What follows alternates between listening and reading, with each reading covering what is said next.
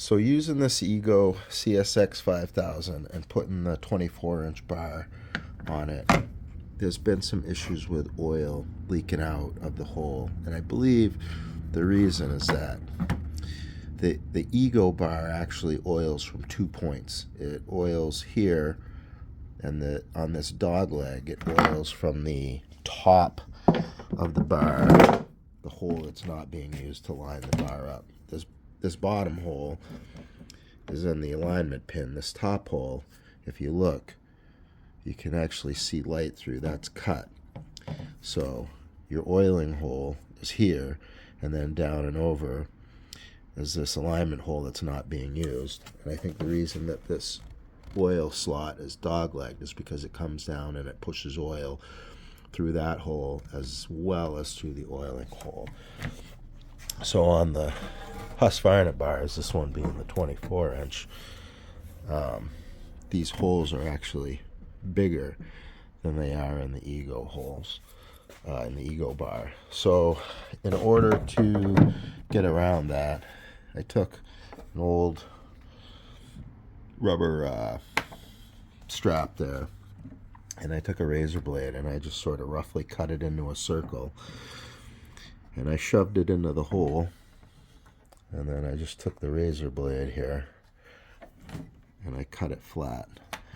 So I mean, if you could find a rubber piece that fit, that'd be better, but I got the right thickness cut flat on each side piece of rubber, and I think that'll block the oil from pouring out through that hole, which it does sometimes, and out through like this area when this is on. It'll actually looks like it comes out through the adjustment hole, or maybe these locking holes, because it's pouring out from this side.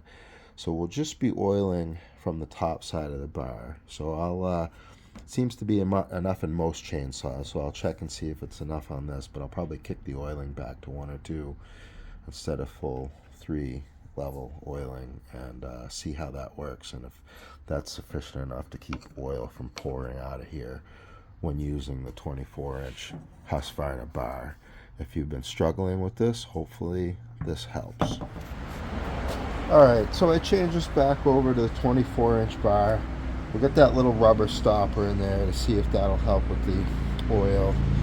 I'm going to drop the oiling down to, well, we'll try it on. I'll do 3, just pull the trigger, do 2, do 1, see if we see oil leaking out.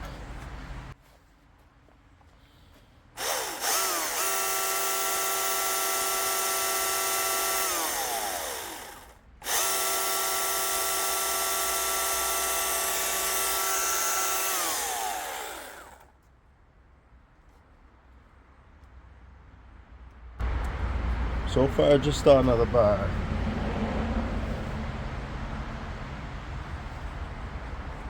I'll do level 2.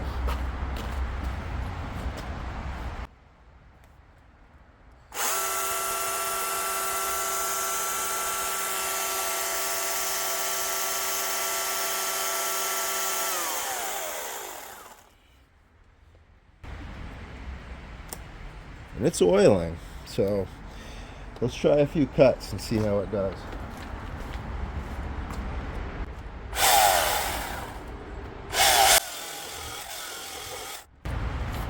Now I'm going to drop the speed down to 25 meters per second and see if that makes a difference, how that makes a difference in the cutting too. As long as we're testing oil, we'll test other stuff.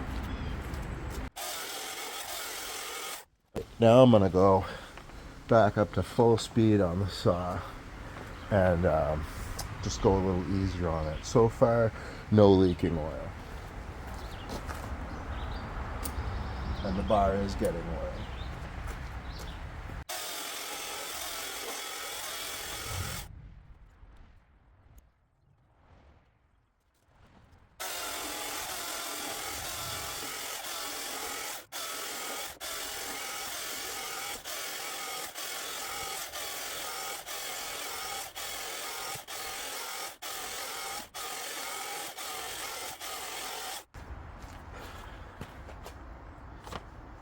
Okay, Actually, as soon as I stopped, that was my last cut, but I got the red light on the battery.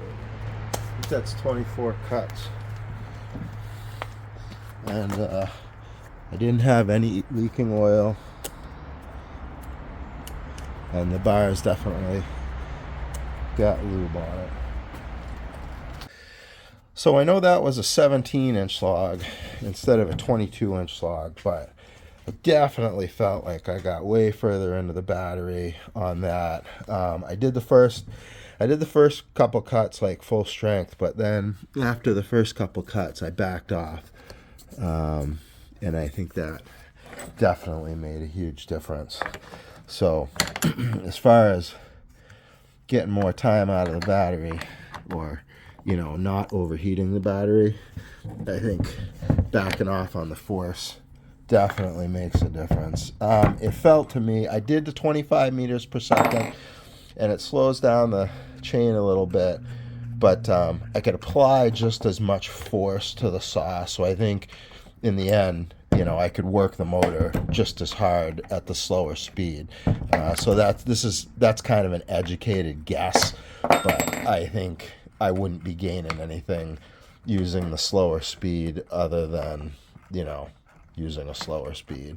Which again, if you were cutting smaller stuff with a smaller, not the 24-inch bar, that probably work, but I don't think it really gains anything. So I believe that this little rubber stopper, this homemade cut with a razor blade on my bench rubber stopper, is sufficient to keep the oil from squirting out all over the place. And you can see that's wet. You can see the thing still getting the oil. So this other oiling hole up in here is getting the oil and getting it out to the chain. So I'm pretty happy with that. Hopefully anyone looking to modify to the 3/8 chain using 24-inch bar, that'll work. And then as far as the battery overheating, I think you just got to back off and let the saw do a little bit of work. On the display here, the load bar goes up, and I was mostly between like fully loaded and dropping off one.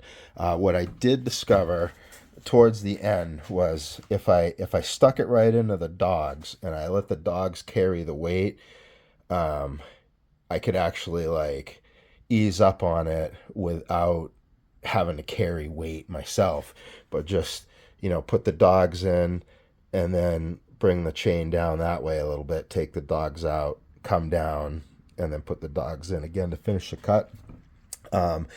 If I had discovered that earlier, I think this battery probably would have lasted. And just keeping the when I did that little trick with the dogs, the load meter was then going between full and like 2 bars off as it was moving around. And it's tough. I mean, I don't know. I mean, I get it. I'm glad they have it, instead of just making the thing cut out. But it's a little difficult.